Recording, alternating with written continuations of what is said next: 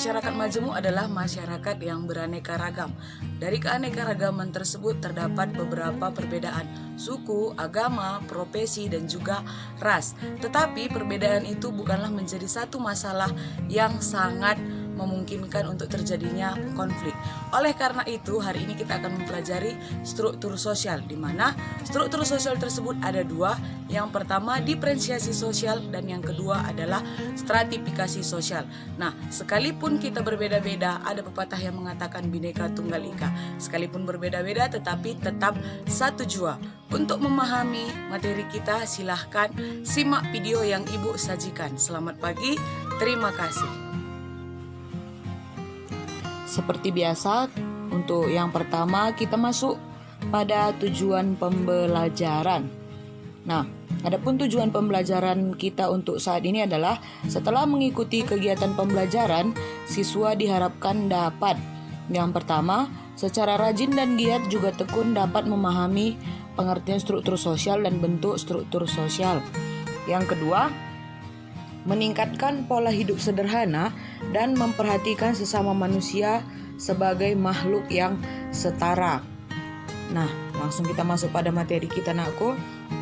Di sini ada seorang tokoh yang bernama Talcott Parsons.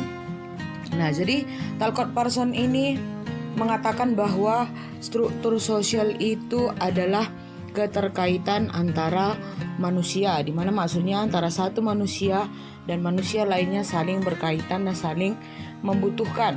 Nah, adapun yang kedua itu adalah James Samuel Coleman. Nah, dia mengatakan bahwa struktur sosial ini adalah pola hubungan antar manusia dan antar kelompok manusia. Di dalam pola hubungan ini, seperti yang kita ketahui, dia pastinya terdapat yang namanya interaksi sosial. Nah, jadi di mana sebenarnya dalam struktur sosial ini individu-individu dalam masyarakat berbeda satu dengan yang lainnya, baik itu mungkin dari segi ras, usia, jenis kelamin, pekerjaan, dan juga tingkat pendidikan. Nah, nanti untuk bentuk-bentuknya kita akan mempelajari di slide berikutnya. Nah, langsung kita masuk pada ciri-ciri struktur sosial. Yang pertama, mengacu pada hubungan-hubungan sosial yang pokok dan memberi batas pada kegiatan organisasi. Seperti yang kita ketahui, di dalam sebuah organisasi pasti terdapat struktur sosial tingkatan-tingkatannya ya. Mulai dari misalnya kita buatlah ketua organisasi, wakil, bendahara, sekretaris ya, dan beberapa seksi lainnya. Oke, yang kedua, mencakup semua hubungan sosial antar individu pada saat tertentu. Yang ketiga, meliputi seluruh kebudayaan masyarakat. Yang keempat, merupakan realitas sosial yang bersifat statis dan memiliki kerangka dalam menciptakan tatanan. Maksudnya bersifat statis ini adalah tetap tidak berubah ya, strukturnya tidak berubah, kerangkanya tidak berubah, hanya saja mungkin yang menduduki posisi tersebut dapat diubah atau maksudnya adalah orangnya berganti-ganti ya. Oke, baru ada dia tahapan perubahan dan perkembangan. Nah, lalu langsung saja kita masuk ke materi fungsi struktur sosial. Adapun fungsi struktur sosial ini sebagai kontrol sosial. Nah, bisa anak kami bayangkan contoh misalnya di negara kita Indonesia sendiri tidak ada struktur ataupun tatanan kepemerintahan, maka semua akan kacau balau apabila tidak ada pemimpin. Jadi pemimpin ini gunanya untuk mengatur ataupun sebagai kontrol sosial dalam masyarakat. Sama seperti di dalam sebuah keluarga, pastinya ada kepala rumah tangga, ada ibu dan juga anak-anaknya ya. Sekalipun misalnya struktur sosial ini lebih kepada, bisa dikatakan lebih mengarah kepada kepemimpinan. Nah, lalu yang kedua, setiap anggota masyarakat memiliki fungsi dan kelas yang berbeda. Jelas tidak akan mungkin di dalam satu tatanan terdapat dua ketua, yang pastinya ada ketua, ada wakil ketua. Ya, fungsinya itu hampir sama tetapi dia jabatannya pastinya berbeda. Oke. Lalu yang ketiga, penyelenggara dalam penataan kehidupan. Yang keempat, pembelajaran dalam kebiasaan dan juga ketaatan. Nah, lalu di sini ada beberapa ahli yang menyatakan bahwa Yang pertama, Robert King Merton. Robert King Merton berpendapat bahwa dalam struktur sosial itu harus terdapat status dan peran. Nah, jadi ini Ibu rasa tidak sulit karena dulu di kelas 1 kalian juga sudah pernah, atau bukan hanya di kelas 1, kalian juga sudah pasti tahu apa itu perbedaan antara status dan peran. Ya, ketika kita mengetahui apa status kita, lalu kita mengetahui apa peran kita. Robert King Merton ini mengatakan di dalam struktur sosial harus ada yang namanya status dan peran. Nah, berbeda dengan Peter M. Blau, dia mengatakan di dalam status maksud Ibu, di dalam struktur sosial itu harus terdapat interseksi dan konsolidasi. Ya, jadi apa itu interseksi? Nah, interseksi ini saling menyilang atau saling berpotongan. Nah, misalnya di dalam satu kelompok masyarakat atau misalnya di masyarakat Indonesia terdiri dari bermacam-macam kebudayaan, agama, suku, ya kan, berbeda-beda. Jadi maksudnya terdapat penyilangan ini adalah contoh, misalnya dia suku Sunda, dia beragama Islam misalnya.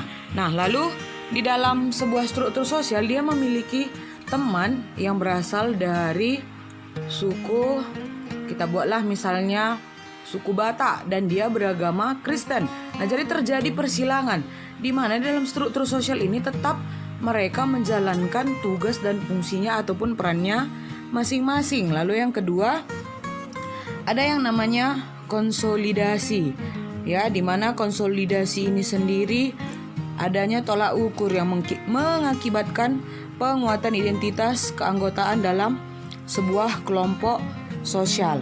Ya, jadi latar belakang ras, suku, kebiasaan dan kepercayaan yang sama diyakini dapat menimbulkan yang namanya tolak ukur yang dapat memunculkan penguatan identitas keanggotaan. Jadi harus jelas status dari anggota tersebut, ya.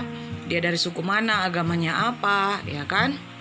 Nah, lalu ada menurut Nasikun horizontal dan vertikal. Kalian pasti sudah tahu mana garis horizontal dan mana garis vertikal. Kalau garis horizontal itu adalah garis datar. Nah, kalau garis vertikal itu adalah dari atas ke bawah, tegak lurus. Tegak maksud Ibu, bukan tegak lurus, ya. Nah, jadi itulah perbedaan dari pendapat para ahli mengenai hal-hal yang harus terdapat di dalam struktur sosial. Oke. Langsung kita masuk pada bentuk struktur sosial. Nah, bentuk struktur sosial ini ada dua. Bisa kita tarik dari pernyataan Nasikun tadi, ya.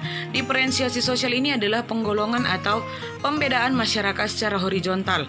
Jadi kalau garis horizontal itu garis yang sejajar, sama, berarti sekalipun terdapat perbedaan itu tidak menyebabkan masyarakat itu hidup secara berkelas-kelas. Jadi di dalam diferensiasi sosial ini terdapat perbedaan yang setara, itu maksudnya, ya. Nah, lalu yang kedua ada stratifikasi sosial. Kalau stratifikasi sosial ini, nakku, dia pembedaan anggota masyarakat secara vertikal atau hierarki. Seperti yang kita ketahui, hierarki itu pasti memiliki tingkatan, ibaratnya seperti kue lapis. Ada lapis-lapisnya, ya. Lapisan teratas, lapisan kedua, ketiga, keempat, dan seterusnya. Itu pasti ada perbedaan kelas sosialnya. Oke. Nah, lalu masuk kita ke bentuk diferensiasi sosial. Ada ras, agama, suku, jenis kelamin, profesi, dan juga klan.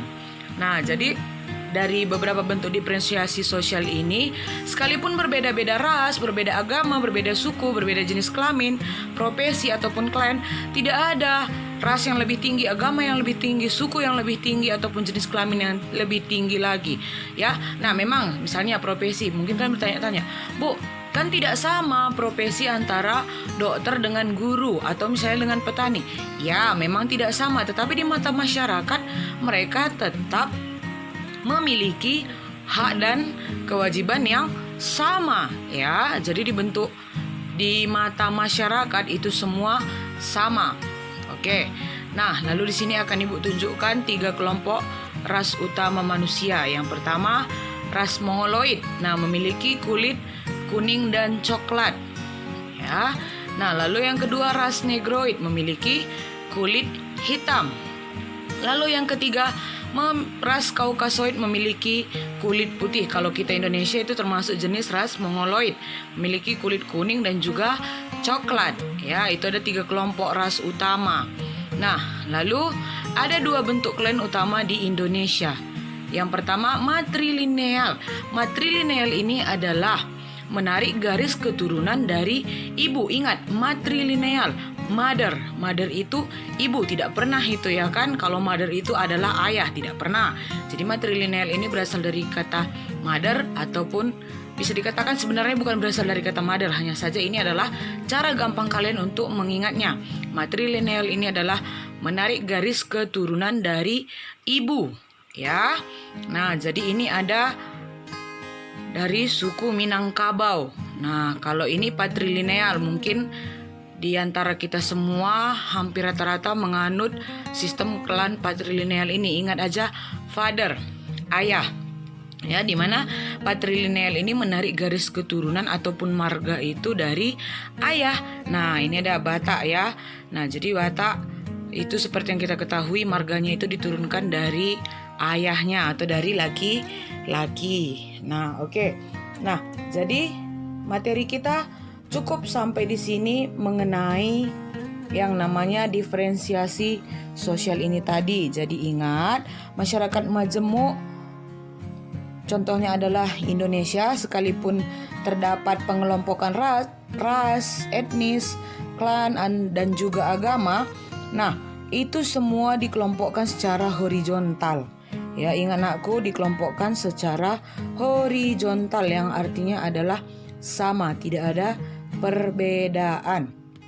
Jadi ibu harap kalian dapat memahami diferensiasi itu horizontal, stratifikasi itu vertikal. Kalau untuk stratifikasi akan kita pelajari untuk materi berikutnya. Demikian yang dapat ibu sampaikan. Semoga kalian dapat mencerna apa yang ibu sampaikan, dan juga ibu harapkan jangan malas mengumpulkan tugas, terlebih-lebih untuk anak IPS 3 ya.